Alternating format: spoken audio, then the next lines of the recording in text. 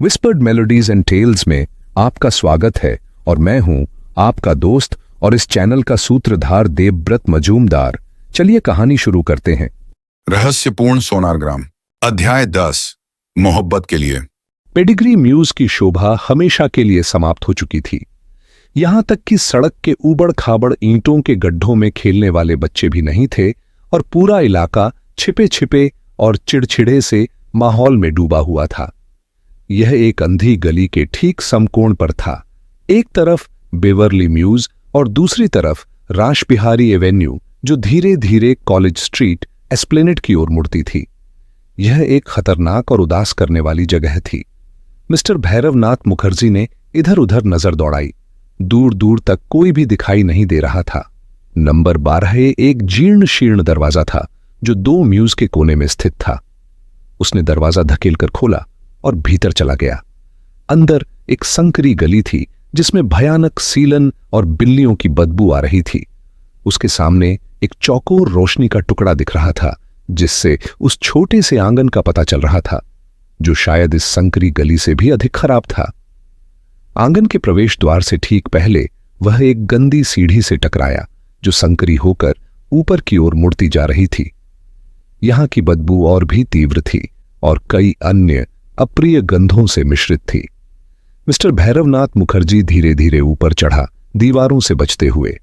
जब वह ऊपरी मंजिल पर पहुंचा जो 2 कमरों से बनी थी और जिनके दरवाजे एक छोटे से चौकोर लैंडिंग के 2 किनारों पर थे, तभी उसे थॉस्टी नैप की पहचानने योग्य आवाज सुनाई दी जो स्पष्ट रूप से मेहमान नवाजी का प्रयास कर रहा था।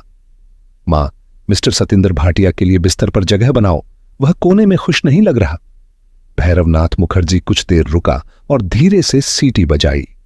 दरवाजा तुरंत खुल गया और मिस्टर लग धीरे धीरे बाहर आए।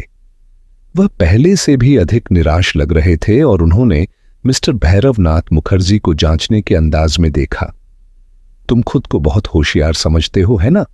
उन्होंने गहरी आवाज में कहा। जब किसी असली गंदे धंधे में घुसना होता है तो तुम किन्हें साथ लाते हो? 2 अर्ध प्रशिक्षित लोग और कोई कालीन की दुकान से निकला हुआ आदमी। गॉड, तुम्हें देखना चाहिए वहां अंदर क्या चल रहा है। उन्होंने अपने दांतों से जुबान टकराई और हिकारत से सिर झटका। उस दीवार से मत टिकना, उन्होंने जल्दी से जोड़ा। तुम्हारे कपड़ों का ध्यान मैं ही रखता हूं, यह मत भूलना। सुनो, भैरवनाथ मुखर्जी ने शांत स्वर में कहा, तुम्हारा यह नर्सरी वाली देखभाल का नाटक अब मुझे परेशान कर रहा है। जब मैंने कहा था कि नैप को इसमें मत घसीटो, तब तुमने उसे क्यों शामिल किया? तुम्हारे कहने से पहले ही यह हो चुका था। लग जरा भी शर्मिंदा नहीं हुआ।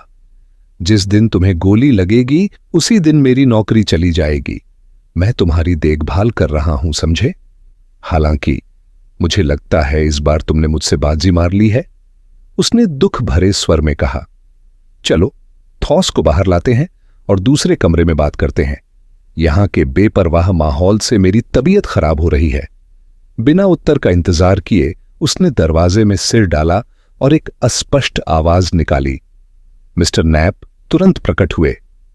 हेलो बटी, उसने हंसकर कहा। हम यहां एक छोटी सी पार्टी मना रहे हैं। मेरी बूढ़ी मां कहती हैं कि उन्हें लग रहा है कि उनके सारे बेटे फिर से उनके पास आ गए हैं। मिस्टर लग ने हाथ उठाया। मजाक खत्म, उन्होंने कहा। उसे दूसरे कमरे में ले चलो, थॉस, हमें बात करनी है। ठीक है। मिस्टर नैप ने दूसरे कमरे का दरवाजा खोल दिया। कोई जल्दी नहीं, इस रोशनी में कुछ भी करने की उम्मीद बेकार है। यह मेरा वर्कशॉप है। अच्छा छोटा सा कमरा है ना? कमरा लगभग 10 फुट वर्गाकार था। छत नीची थी और उतना ही गंदा था जितना इसका रास्ता दिख रहा था। उसमें 2 लंबे मेज थे जो लगभग पूरी जगह घेर रहे थे।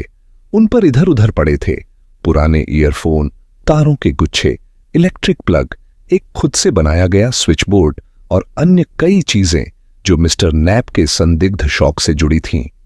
लो, देख लो, उसने हाथ फैलाते हुए कहा। सरकार ने मेरी सेवाओं को अनजाने में पहचानते हुए यह सब मुझे दिया है। वह कोने में बेल कंपनी का पुराना टेलीफोन है, क्लर्केनवेल से लाया गया। दिलचस्प चीज है। अपनी यादें समेटो, मिस्टर लग ने कहा। तुम क्या समझते हो खुद को कोई सेवानिवृत्त एडमिरल? यह काम की बात है। मुझे परेशानी की आशंका है, यह बताने में मुझे कोई हिचक नहीं। तुम्हारा घर नंबर 12 है, असल में इसे 13 होना चाहिए था। चुप रहो, मिस्टर नैप ने अप्रत्याशित गुस्से में कहा। ऊपर सड़क पर एक 13 नंबर का मकान है, उसका मालिक जेल में है। सुना है तुमने मिस्टर सतेंद्र भाटिया को अगले कमरे में रखा है, भैरवनाथ मुखर्जी ने कहा। इसका क्या मतलब है? तुम्हारे पास यहां कोई बहुमूल्य चीजें हैं? थॉस? मुझे सेक्स से जुड़े मजाक पसंद नहीं, मिस्टर नैप ने गंभीरता से कहा। नहीं, मैंने उसे यहां इसलिए लाया क्योंकि उसकी गाड़ी हमारे काम आ सकती है अगर हमें जल्दबाजी में निकलना पड़े। मैं सिर्फ गाड़ी नहीं रख सकता था और उसे छोड़ नहीं सकता था। जब सज्जनों से निपटते हो तो खुद भी सज्जन बनो, इसलिए मैंने कहा आओ मां से मिलो। वह वहां खुश नहीं है, लेकिन मां उसे संभाल लेंगी। वह बुलडॉग जितनी मजबूत है। फालतू बातें बंद करो, मिस्टर लग ने कहा। किसे परवाह है? मिस्टर नैप ने खुद को संभाला। इस मेज पर झुको और खिड़की से बाहर देखो। समझ रहे हो हम कहां हैं? नहीं, वह बेवरली गार्डन्स का आखिरी घर है। अब नजर दौड़ाओ, उसने भैरवनाथ मुखर्जी को कंधे से पकड़ते हुए कहा। पीछे हटकर खड़े रहो ताकि खिड़की से कोई तुम्हें न देख सके। वह नीले पर्दे वाला घर देख रहे हो? वही हमारा लक्ष्य है। ज्यादा ऊंचाई नहीं चढ़नी पड़ेगी। यह बाहर वाली चौखट सीधे दुकान की छत तक जाती है। मां आसानी से कर सकती हैं तो तुम भी कर सकते हो। तो थोड़ा सा पर्वतारोहण करना होगा, भैरवनाथ मुखर्जी ने कहा। बिल्कुल सही, मिस्टर नैप ने उत्तर दिया। यह आसान होगा, मेरी सीढ़ी तैयार है।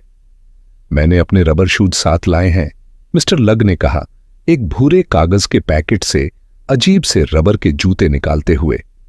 भैरवनाथ मुखर्जी ने खिड़की से हटकर कहा, हम कब शुरू करें? जैसे ही अंधेरा हो, रात के 10:30 बजे? यही सही रहेगा, मिस्टर नैप ने कहा। अब हमें उस महिला के पास जाना चाहिए, भैरवनाथ मुखर्जी ने कहा। और सुनो नैप, तुम्हारी फालतू बातें कम करो। क्या मैं ऐसा कर सकता हूं? मिस्टर नैप ने तिरस्कारपूर्वक कहा। मैं भी इसमें हूं, नहीं हूं। मैंने उन्हें काम की योजना दिखाई और वे मुझे काफी समझदार लगे। खैर, यह पहली बार नहीं है जब तुम और मैं किसी झगड़े में फंसे हैं, बर्टी, है ना? क्या तुम्हें याद है लग, जब हम हावड़ा वाले घर में थे? एक बूढ़ी औरत तीसरी मंजिल से रेलिंग पर लटकी चीख रही थी जैसे कोई ट्रेन हो। लूटपाट! वह चिल्लाई। एक बड़ा सा पुलिस वाला मेरे सीने पर बैठा था, लेकिन मैं हंसने से खुद को रोक नहीं पाया। मिस्टर लग ने तिरस्कारपूर्वक नाक चढ़ाई और भैरवनाथ मुखर्जी दूसरे कमरे में घुस गए। पहली नजर में ही जिस खुशमिजाजी का जिक्र मिस्टर लग ने किया था, वह असहज रूप से स्पष्ट हो गई। यह कमरा जिस कमरे से वे अभी निकले थे, उससे मुश्किल से 1 फुट बड़ा था। नैप परिवार का संपूर्ण निवास स्थान था। दिन की गर्मी के बावजूद खिड़की कसकर बंद थी और गैस स्टोव पर एक सॉसपैन उबल रहा था। पूरे कमरे में तंबाकू के धुएं के कारण स्पष्ट रूप से देखना असंभव था और कुछ मैली कपड़ों की चिंदियां एक अस्थायी कपड़े की रस्सी पर टंगी हुई थीं। एक बड़ा लोहे का पलंग कमरे के एक कोने को रोक रहा था और एक छोटा पलंग दूसरी तरफ दरवाजे को पूरी तरह खुलने नहीं दे रहा था। मां और बेटे की पूरी अलमारी दूर की दीवार पर टंगी हुई थी। इस असुविधा के बीच मिसेज नैप ने एक मुस्कुराहट के साथ अधीरता से भरी भीड़ की मेजबानी की। वह एक भारी भरकम लाल चेहरा लिए महिला थीं, जिन्होंने तरह तरह के कपड़े पहन रखे थे, जिनमें से प्रत्येक केवल आधा काम करने की कोशिश कर रहा था जिसके लिए वह मूल रूप से बनाया गया था। उनका चेहरा मुख्य रूप से उन 3-4 जगहों के कारण उल्लेखनीय था जहां बड़ी बड़ी भूरी तिलों से कुछ दाढ़ी उगने की कोशिश कर रही थी। वह बड़े पलंग पर बैठी थी और उनके बगल में गरिमा बनाए रखने की कोशिश करता हुआ लेकिन असहज दुर्भाग्यशाली मिस्टर सतेंद्र भाटिया बैठा था। राजमोहन रॉय चौधरी और परमव्रता भट्टाचार्य भैरवनाथ मुखर्जी को देखकर राहत महसूस कर रहे थे। भगवान का शुक्र है कि तुम आ गए, अमेरिकी ने कहा। क्या अब निकलने का समय नहीं हो गया? मेरे प्रिय मित्र, मैं भी बेसब्री से इंतजार कर रहा हूं, भैरवनाथ मुखर्जी ने जोर देकर कहा। लेकिन अगर हम अभी निकलें तो हमारा पहुंचना नामुमकिन होगा। हमें काफी देर और इंतजार करना होगा। यह असहनीय है, परमव्रता भट्टाचार्य ने कहा। बेचारी लड़की, हमें नहीं पता कि वे उसके साथ क्या कर रहे होंगे। यह सोचकर मेरा खून खौलने लगता है। उसने गुस्से में अपनी एड़ी फर्श में दबा दी। आराम से बैठो दोस्त, और एक दोस्ताना ताश का खेल खेलो। मिस्टर नैप ने उन्हें दिलासा देने की कोशिश की। मैं तुम्हारे लिए इधर उधर झांक सकता था, लेकिन अभी रोशनी बहुत तेज है, हम कुछ नहीं कर सकते। अभी बाहर जाना आत्महत्या होगी, मिस्टर लग ने गहरे स्वर में कहा। हम पेशेवर लोग हैं, हमें पता है। राजमोहन रॉय चौधरी अखबार के एक टुकड़े पर बैठा था जो फर्श पर सावधानी से बिछाया गया था, और उसने अपने घुटनों को ठुड्डी तक खींच लिया था। उसका चेहरा पूरी तरह निराश लग रहा था। काश जल्दी निकल सकते, उसने गहरी सांस लेते हुए कहा। जब जाने का समय आएगा तब तुम ऐसा नहीं कहोगे, मिस्टर लग ने गंभीर स्वर में कहा। आज रात हम बड़ी मुसीबत में पड़ने वाले हैं, मुझे ऐसा महसूस हो रहा है। मिसेस नैप ने उस पर इतनी भद्दी गालियां बरसाईं कि वहां मौजूद सभी लोग उनके बेटे को छोड़कर चौंक गए। मां अंधविश्वासी हैं, मिस्टर नैप ने समझाया। उन्हें ऐसे पूर्वाभास पसंद नहीं है। वह महिला अपनी सामान्य स्थिति में लौटते हुए दांत निपोड़कर मुस्कुराई। उसी क्षण मिस्टर सतिंद्र भाटिया लड़खड़ाते हुए खड़े हो गए। मैं खेल बिगाड़ने वाला नहीं बनना चाहता, उन्होंने कहा, लेकिन सच में मुझे लगता है कि मुझे अब जाना चाहिए। मुझे नहीं लगता कि मैं तुम्हारी कोई और मदद कर पाऊंगा। नैप परिवार एक साथ उसकी ओर मुड़ गया।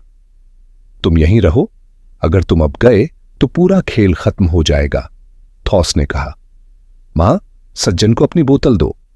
मिस्टर सतिंद्र भाटिया को जबरदस्ती वापस बैठा दिया गया।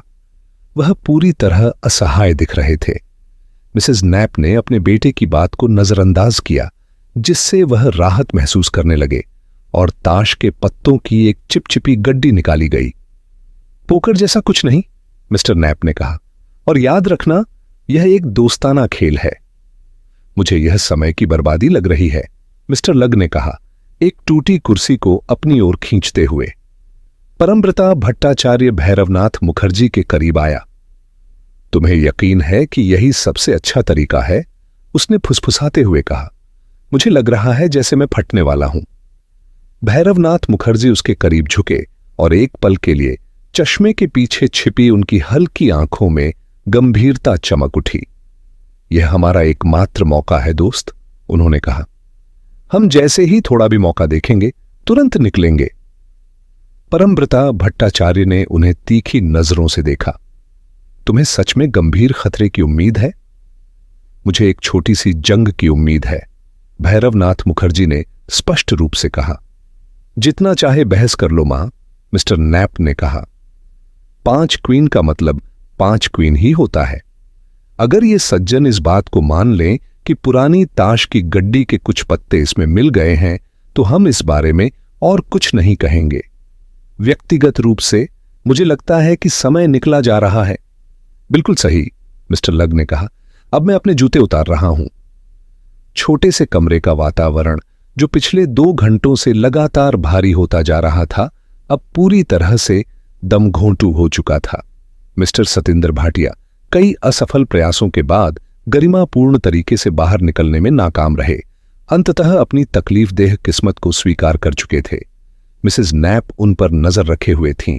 परमव्रता भट्टाचार्य और राजमोहन रॉय चौधरी, जो आखिरकार कुछ करने की संभावना से बेहद राहत महसूस कर रहे थे, खड़े हो गए, जबकि उस समूह की एकमात्र महिला ने बिना किसी शर्म के अपनी जीती हुई रकम समेट ली। अब जब एक्शन का समय करीब आ रहा था, मिस्टर लग और मिस्टर नैप पूरी प्रक्रिया की कमान संभाल चुके थे, जैसे कि वे इस काम के स्पेशलिस्ट हों। नैप ने 2 लाइफ प्रिजर्वर निकाले और परमव्रता भट्टाचार्य और राजमोहन रॉय चौधरी को कुछ गहराई से सोचे समझे निर्देश दिए।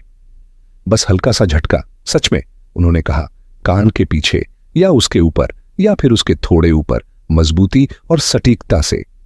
मिस्टर नैप के सुझाव पर उन्होंने अपने कोट उतार दिए। अब इस पूरे मामले की गंभीरता सही अनुपात में आनी शुरू हुई। भैरवनाथ मुखर्जी ने अपने चश्मे उतार दिए। इनके बिना मैं बहुत बेहतर देख सकता हूं, उन्होंने समझाया और अपने जूते बदलने लगे। मिसेज नैप बिल्ली जैसी चुपचाप चलने लगीं। उन्होंने रबर सोल वाले जूते और रम पानी के छोटे छोटे घूंट पेश किए। अब देखो, उनके बेटे ने कहा जब वे सब पिछले कमरे में इकट्ठा हो गए। हम सावधानी और शांति से चलते हैं, अपना समय लेते हैं और कोई गलती नहीं करते। जहां तक हो सके ऊंचाई पर न जाएं, सिर झुकाकर रखें। जब हम वहां पहुंचे तो सबसे पहले मैं अंदर जाऊंगा, क्योंकि मैं हल्का हूं और घर की जानकारी भी रखता हूं। फिर मैं बाहर आकर तुम्हें बताऊंगा कि क्या स्थिति है, और फिर जैसा कि कह सकते हैं मैं अपनी कमान बर्टी को सौंप दूंगा। और मैं, मिस्टर सतिंद्र भाटिया ने दरवाजे से कहा। सच में मैं। मिसेज नैप उनके पीछे आ गईं। तुम मेरे साथ रहोगे डियर, उन्होंने कहा, जब तक वे वापस नहीं आ जाते। मिसेज नैप की पांचों दांत एक ध्वंसकारी मुस्कान के साथ चमकीं। तुम मेरे साथ रहोगे ना जानू, उन्होंने कहा और धीरे से उस बेचारगी से भरे आदमी को दूसरे कमरे में खींच लिया। मिस्टर नैप ने अपनी बात जारी रखी। अब फिर से, पहले मैं, फिर बर्टी, फिर तुम दोनों लड़के, फिर लग। याद रखना, छत पर धीरे चलना और टाइल्स पर बिल्कुल हल्के रहना। अगर मैं सीटी बजाऊं तो वहीं रुक जाना और जितना हो सके चिपक कर लेट जाना। अब सब तैयार हैं? कोई और स्काईलार्क के लिए तैयार है? मिस्टर भैरवनाथ मुखर्जी ने हल्के अंदाज में कहा। बेहद अच्छा सूखने का दिन है। मिस्टर नैप ने खिड़की धीरे से उठाई और किनारे पर रेंग कर बाहर चले गए। एक क्षण की घबराहट के बाद उन्होंने फुसफुसाया, सब साफ है, आ जाओ। नीचे नुकीली रेलिंग होगी, मुझे बिल्कुल भी आश्चर्य नहीं होगा, मिस्टर लग ने पीछे से गहरी आवाज में कहा। ध्यान से चलो। रात साफ थी लेकिन चांदनी नहीं थी। दूर सड़कों पर लोग थे और यातायात की हल्की गड़गड़ाहट सुनाई दे रही थी। लगभग सभी खिड़कियां जो उनके रास्ते में पड़ी अंधेरे में थीं, जैसा कि मिस्टर नैप ने पहले ही अनुमान लगाया था।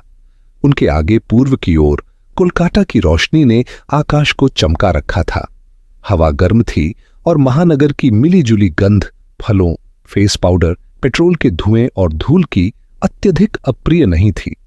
शुरुआती 20 फीट की चक्करदार चढ़ाई के बाद यात्रा खतरनाक कम और असुविधाजनक ज्यादा थी। मिस्टर नैप ने एक मोड़ने वाली सीढ़ी खोली जिसे वे शायद नियमित रूप से ले जाते थे, क्योंकि वे उसे बेहद कुशलता से संभाल रहे थे। इसी पर चढ़कर वे दुकानों की नीची छतों से होते हुए बेवरली गार्डन के मकानों की शीशे से ढकी सपाट छतों तक पहुंच गए। मिस्टर लग सबसे पीछे आते हुए वापसी के लिए सीढ़ी वहीं छोड़ आए। यात्रा रोमांच से भरी थी। जैसे ही मिस्टर नैप हल्के कदमों से कतार में दूसरे मकान की छत पर उतरे, एक बूढ़ी औरत की कर्कश आवाज खुली खिड़की से उन पर चिल्लाई, कौन है वहां?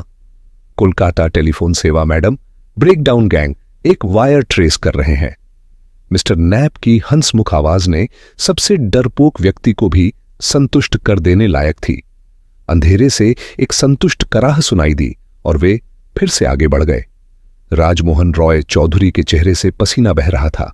वह और परमव्रता भट्टाचार्य दोनों ही कानून का पालन करने वाले लोग थे, और अगर इस पूरे मिशन के पीछे एक बेहद महत्वपूर्ण कारण न होता तो वे दोनों कभी सपने में भी ऐसे किसी काम में हाथ नहीं बटाते। यह अगला घर है, मिस्टर नैप ने फुसफुसाया और अचानक भैरवनाथ मुखर्जी को कोहनी मारते हुए रुक गए। बिल्कुल बुला रहा है, ये वाला। उन्होंने उस छत की स्काईलाइट की ओर इशारा करते हुए कहा जिस पर वे खड़े थे। वह पूरी तरह से खुली हुई थी। उन्होंने झुककर टॉर्च की रोशनी से कमरे का निरीक्षण किया। यह एक स्टूडियो प्रतीत होता था। रोशनी की छोटी सी किरण एक टेबल पर टिकी, जहां एक टेलीफोन के पास एक डिकेंटर और साइफन रखा था। अगर हम बिजी ना होते तो क्या जगह थी, उन्होंने मजाकिया लहजे में कहा। मुझे शक है कि अगला वाला इतना आसान नहीं होगा। एक एक करके उन्होंने पतले पत्थर के किनारे को पार किया जो दोनों छतों को अलग करता था। धीरे धीरे, आराम से, मिस्टर नैप ने फुसफुसाया जब दोनों नौसिखिए थोड़े घबराते हुए पार कर रहे थे। अपने सिर नीचे रखो। अच्छा, अब यहां हम हैं, उन्होंने भैरवनाथ मुखर्जी से कहा। मैं यहां पहले कभी आया नहीं हूं, लेकिन मेरे पास एक अच्छी जोड़ी दूरबीनें हैं। मेरे पुराने कर्नल से मिली थीं। हमेशा लगा कि वे मुझे ही देनी थीं। अब जेमी, आरी या डायमंड, कांच काटने वाला औजार, तुम्हारा क्या ख्याल है? डायमंड, मिस्टर लग ने कहा। कम शोर करेगा, नीचे कोई नहीं है ना? चुप रहो, हैप्पी, मिस्टर नैप ने कहा। अब जब योजना तय हो चुकी थी तो उन्होंने बिना आवाज किए और कुशलता से काम शुरू कर दिया। देखने वालों की घबराहट बढ़ने लगी जब उन्होंने एक रबर सॉकर का उपयोग कर कांच का टुकड़ा निकाला, हाथ अंदर डाला और धीरे से कुंडी खोलकर खिड़की को वापस रख दिया। घर के अंदर सब कुछ अंधेरे और सन्नाटे में डूबा था। कहीं से भी जरा सा भी उजाला नहीं दिख रहा, मिस्टर लग ने कहा, जो छत से दोनों ओर की इमारतें देख चुके थे। अब अंदर जाओ, थॉस, मैं देख लूंगा कि तुम्हें ठीक से दफनाया जाए। मिस्टर नैप ने नीचे के कमरे का सावधानीपूर्वक निरीक्षण किया, जो खाली लगा। फिर दोनों हाथों से लिंटल, खिड़की की ऊपरी पट्टी पकड़कर धीरे से हवा में झूले और बिना आवाज किए कमरे में उतर गए। लेट जाओ, मिस्टर लग ने आदेश दिया। तुम लोग कुछ नहीं जानते और अगर कोई हंगामा हुआ तो भागने के लिए तैयार रहो। नीचे से एक हल्की सी क्लिक की आवाज आई और फिर मिस्टर नैप की टॉर्च की छोटी किरण भी गायब हो गई। वे चुपचाप इंतजार करने लगे। उनकी हर नस तनाव से खिंच गई थी और वे नीचे के घर से आने वाली जरा सी भी आवाज पकड़ने के लिए सतर्क थे। मिनट बेहद धीमी गति से बीत रहे थे, फिर भी मिस्टर नैप नहीं लौटे। आखिरकार मिस्टर लग भी बेचैन होने लगे। थॉस कोई ऐसा आदमी नहीं है जो मजे के लिए किसी मुसीबत में अटका रहे, उन्होंने घबराकर बड़बड़ाया। परमव्रता भट्टाचार्य थोड़ा आगे खिसका। राजमोहन रॉय चौधरी उसके पीछे था। हम अंदर नहीं जा सकते? उसने पूछा। उसके पीछे? तुम यहीं रहोगे, मिस्टर लग ने गुर्राकर कहा। भैरवनाथ मुखर्जी, जो खुले स्काईलाइट के अंधेरे वर्ग पर झुका हुआ था, अचानक पीछे हट गया। सावधान, उसने फुसफुसाया। पूरे समूह पर एक अस्वाभाविक शांति छा गई। कोई भी सांस नहीं ले रहा था। अंत में अंधेरे से एक स्वागत योग्य फुसफुसाहट सुनाई दी। जरा हाथ देना दोस्त। लग और भैरवनाथ मुखर्जी ने एक एक हाथ नीचे बढ़ाया और अगले ही क्षण मिस्टर नैप, जो अंधेरे में एक बंदर की तरह फुर्तीले थे, चुपचाप उनके पास आ गए। उनकी तेज सांसें पहली चीज थीं जो सबने नोटिस की। झुके रहो, मिस्टर लग ने कहा। झुके रहो। वे छत पर लेटे हुए थे और राजमोहन रॉय चौधरी, जिसका चेहरा अचानक नैप के बहुत करीब आ गया था, देख सकता था कि वह बुरी तरह हिला हुआ था। वो अंदर ही है। उसकी तीखी कौकेनी आवाज अब अप्रत्याशित रूप से धीमी थी। इससे बाकी सभी की चिंता और बढ़ गई। परमव्रता भट्टाचार्य अनायास आगे बढ़ा और भैरवनाथ मुखर्जी भी वहीं कठोर हो गया जहां वह स्काईलाइट के पास लेटा था। वे उसे एक मंजिल नीचे रखे हुए हैं, मिस्टर नैप ने कहा। पहले तो मुझे वे मिले ही नहीं। लाल दाढ़ी वाला आदमी नीचे एक तरह के ड्राइंग रूम में अकेला था। मैं वापस आया और जैसे ही दूसरी मंजिल पर पहुंचा, मुझे एक अजीब सी घुटी हुई आवाज सुनाई दी। मैंने देखा कि एक लंबा कमरा था जो पूरे घर की चौड़ाई में फैला था। उसके दरवाजे पर आधा कांच था जिस पर एक पर्दा पड़ा हुआ था, इसीलिए पहले मैं उसे देखकर भी चूक गया। मैंने एक कुर्सी पर चढ़कर अंदर झांका। वह रुका और जब उसने फिर बोलना शुरू किया तो उसकी आवाज और भी धीमी हो गई। 6-7 आदमी थे वहां, उसने कहा। सबके सब खतरनाक दिखने वाले, खुद आइकी टॉड और उसके 2-3 साथी। कमरे के बीच में एक लंबी टेबल थी। लड़की उस टेबल के एक छोर पर बंधी हुई बैठी थी। वे सब बारी बारी से उससे सवाल कर रहे थे, पुराने जमाने की पुलिस पूछताछ जैसी। और टेबल के दूसरे छोर पर वह गंदा सा रोपी बैठा था। उसके हाथ में एक मछली पकड़ने की छड़ी थी। मैं ठीक से देख नहीं पाया कि उसके सिरे पर क्या था, शायद एक सुई जैसा कुछ। वह उसे लड़की की आंखों के सामने घुमा रहा था और ऐसा लग रहा था कि उसने उसकी त्वचा को पहले ही 1-2 बार खरोंच दिया था। देखना भी असहनीय था। उसकी कहानी से सुनने वालों के रोंगटे खड़े हो गए। लग और भैरवनाथ मुखर्जी को अच्छी तरह पता था कि वे किस तरह के लोगों से निपट रहे थे, लेकिन राजमोहन रॉय चौधरी और परमव्रता भट्टाचार्य केवल यह देख पा रहे थे कि उनकी प्यारी दोस्त को उनके पैरों के ठीक नीचे एक भयावह यातना दी जा रही थी।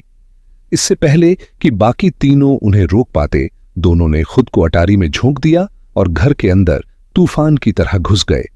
लग और नैप ने एक दूसरे को जकड़ लिया। अब तो यह मामला हाथ से गया, नैप ने घबराकर कहा। यहां तक कि अनुभवी लग भी झिझक गया। वह जानता था कि नीचे सीढ़ियों पर अब कैसी अराजक लड़ाई छिड़ चुकी होगी। वो क्या था? नैप लगभग चीख पड़ा। दोनों आदमी मुड़े और देखा कि एक छाया चुपचाप किनारे से अगली छत पर कूद रही थी। ये बर्टी है, नैप ने कहा। भाग रहा है, चलो ठोस, लग ने कहा।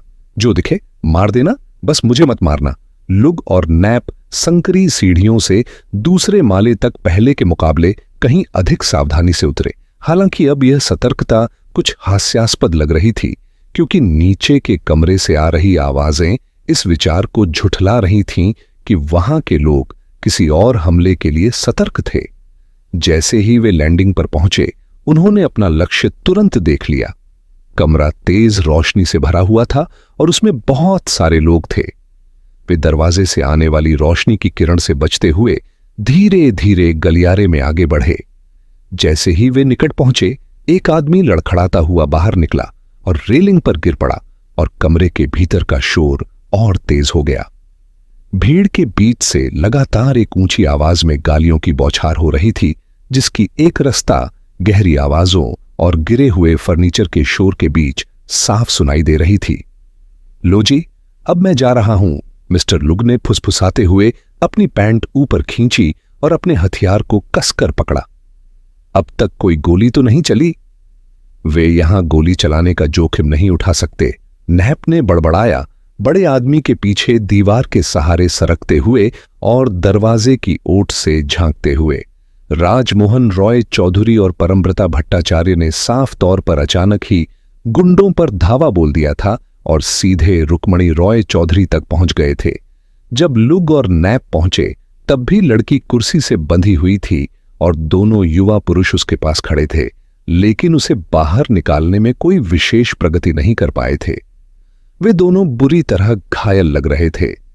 राजमोहन रॉय चौधरी के गाल पर गहरा कट था, जिससे हड्डी तक दिखाई दे रही थी, और परमव्रता भट्टाचार्य अपना बायां हाथ इस्तेमाल कर रहा था, क्योंकि उसका दायां हाथ बेकार हो चुका था।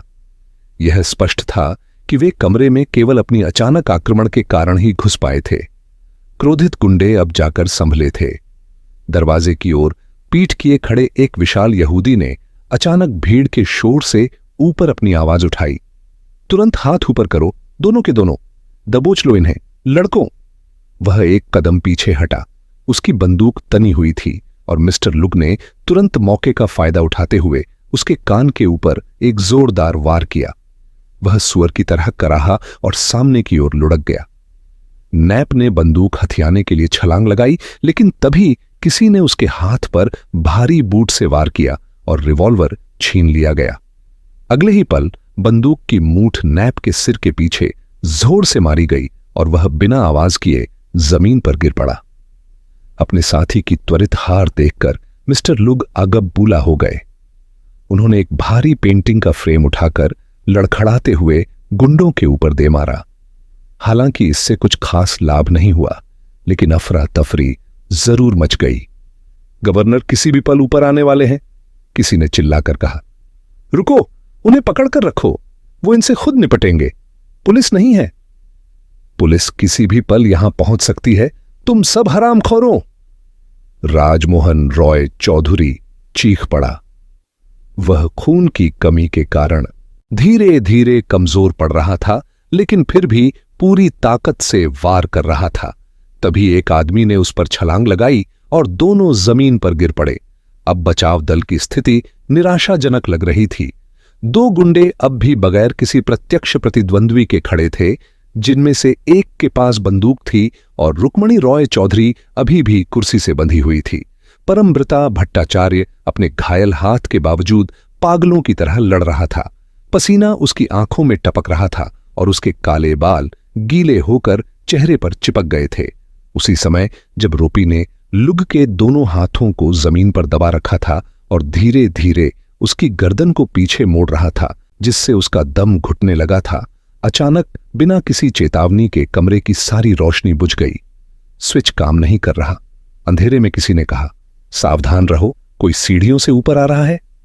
लुक, जो अब रुक्मणी रॉय चौधरी की कुर्सी के नीचे पड़ा था, जल्दी जल्दी उसके बंधन खोलने में लग गया। अंधेरे में उसकी उंगलियां फुर्ती से चल रही थीं। लड़ाई कुछ पलों के लिए थम गई और सभी दरवाजे की ओर बढ़ने लगे। ऐसा लगा जैसे सीढ़ियों पर कई पैरों की आवाज गूंज रही थी। गवर्नर, क्या आप हैं? कमरे में किसी ने हकलाते हुए आवाज दी। इधर अफसर, इधर। आवाज पहचान में नहीं आ रही थी और उसी क्षण एक टॉर्च की रोशनी कमरे में चमकी। पुलिस!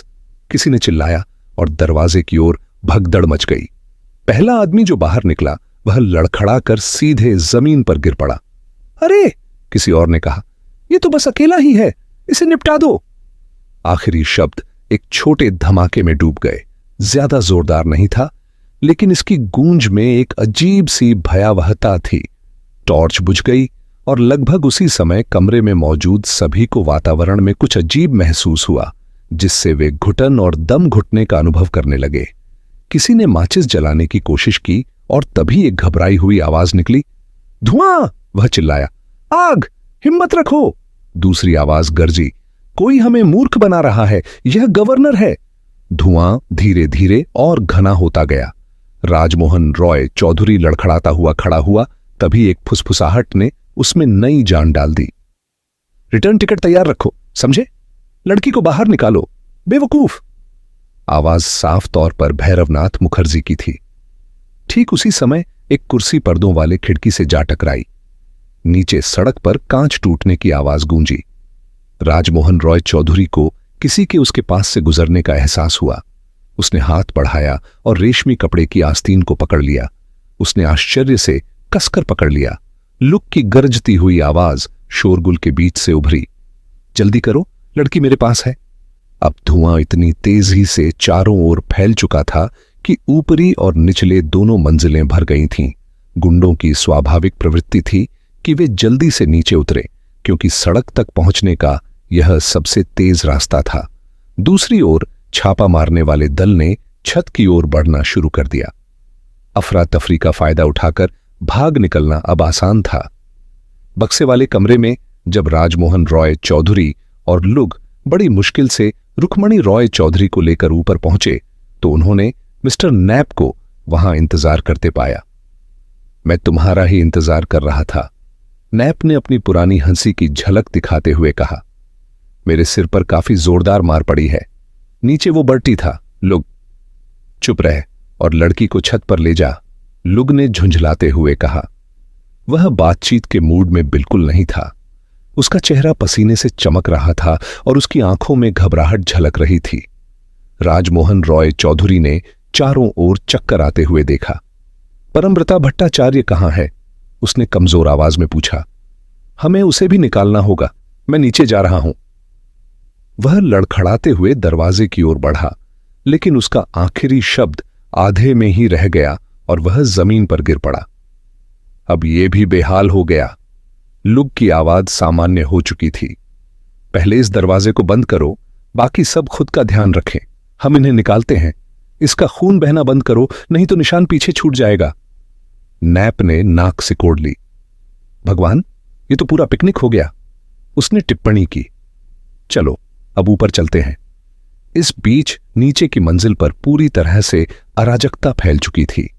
पहला कमरा धुएं से भर गया था और घर भर में फैले अंधकार को इस दमघोंटू धुएं ने और भी असहनीय बना दिया था। डरे हुए लोगों ने खिड़कियां तोड़ डालीं और दरवाजे धक्का देकर खोल दिए ताकि यह घुटन भरा धुआं बाहर निकल सके। लेकिन कोई समझ नहीं पा रहा था कि वास्तव में हुआ क्या है। परमव्रता भट्टाचार्य ऊपरी लैंडिंग पर लड़खड़ाता हुआ एक आदमी से टकरा गया जो खुली खिड़की के पास खड़ा था। वह पीछे हट गया। वैगन का इंतजार करो, अंधेरे में कोई धीरे से बोला। वैगन का इंतजार करो और हम सब सफर करेंगे। भैरवनाथ मुखर्जी। परमव्रता भट्टाचार्य के मुंह से शब्द निकलते ही किसी ने उसके होंठों पर हाथ रख दिया। चारों ओर धुएं के बीच झड़पें हो रही थीं और लोग गालियां बक रहे थे।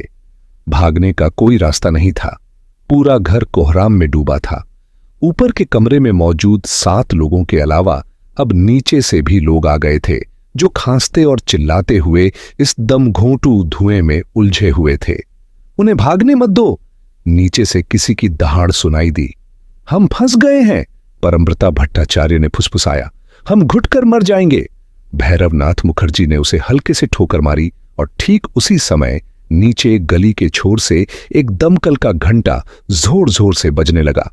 आग! यह चीख पूरी इमारत के हर कोने से उठने लगी और जल्द ही सड़क पर भी फैल गई। भैरवनाथ मुखर्जी और परमव्रता भट्टाचार्य खुली खिड़की पर खड़े हांफते हुए नीचे सड़कों पर दमकल की गाड़ियां आते देख सकते थे। दमकल कर्मियों की पीतल की टोपियां तेजी से चमक रही थीं और वे बेहतरीन फुर्ती से हरकत में थे। आग! यह पुकार अब पूरे घर में गूंज रही थी। भैरवनाथ मुखर्जी ने परमव्रता भट्टाचार्य के कंधे पर हल्का सा हाथ रखा। आपातकालीन निकास, उसने धीरे से कहा और फुर्ती से खिड़की की चौखट पर झूल गया। परमव्रता भट्टाचार्य ने थोड़ी झिझक के साथ उसका पीछा किया। यह अप्रत्याशित मोड़ था। खिड़की की संकरी कगार पर दोनों को देख भीड़ में हलचल मच गई। बाहर से देखने पर आग बेहद गंभीर लग रही थी। हर खिड़की और वेंटिलेशन ग्रिल से घने धुएं के गुबार निकल रहे थे। भैरवनाथ मुखर्जी ने नीचे झांकते हुए पीले धुएं के बादलों को गर्व से देखा। एक नौसिखिए के लिए बुरा नहीं, उसने मुस्कुराते हुए कहा। मैं हमेशा सोचता था कि धुएं के बम को बदबू वाले बम के साथ मिलाने का क्या असर होगा। क्या शानदार संतान निकली। लेकिन रुको, उसने अचानक गंभीर होते हुए कहा। फायरमैन, मेरे बच्चे को बचाओ वाला दृश्य बन रहा है। यह ज्यादा ही the boy stood on the burning deck जैसा लगने लगा है।